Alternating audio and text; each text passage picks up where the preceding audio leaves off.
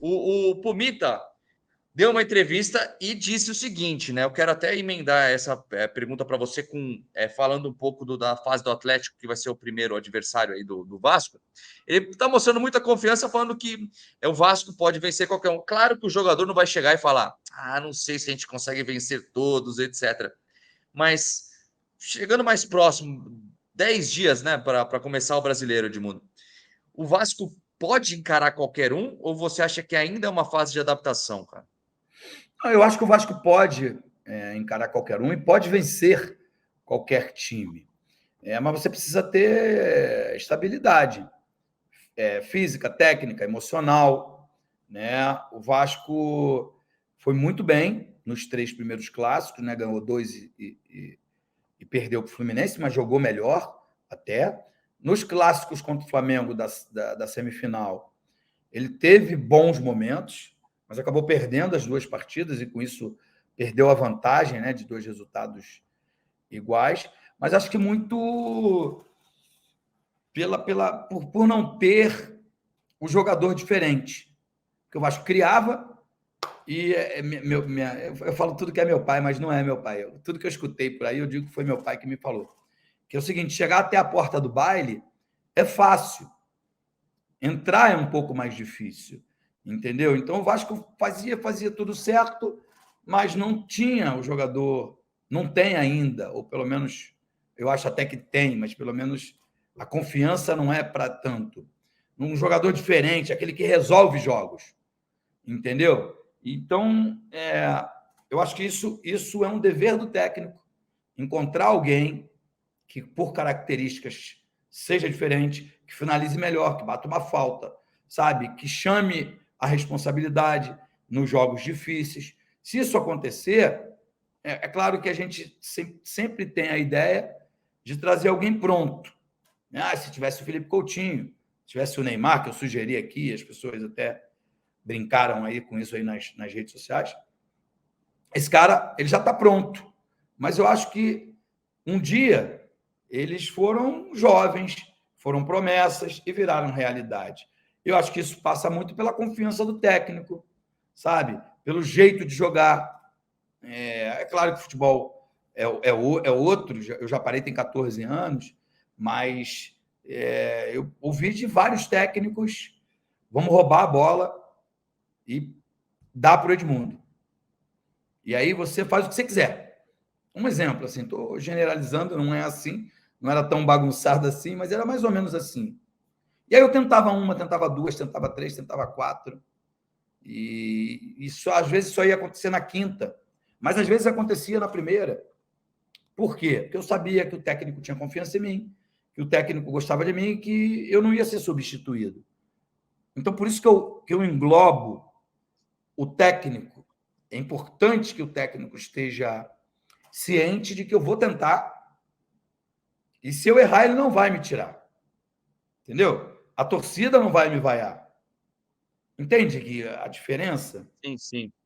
Com o diferente, com o cara consagrado, a paciência é maior. Com o jovem da base, a paciência é menor. Mas todo mundo um dia foi jovem. Eu já tive 18 anos. Hoje eu não tenho mais, mas eu já tive. Pô, eu tive que passar por esse momento de transição e passei com muita personalidade e confiança dos técnicos que me mandavam a campo. Então, respondendo a tua pergunta, podemos vencer qualquer um. Eu acho que o Pumita tem razão. O Vasco tem um time individualmente bom, mas o coletivo precisa ser bom e alguém precisa ser diferente nos momentos difíceis, sabe? Não dá para o Vasco jogar em São Januário contra o ABC e contra o Atlético, só para o Atlético é amistoso, não vale nada, ok? Mas é só um exemplo. E ninguém tentar nada diferente para ganhar um jogo.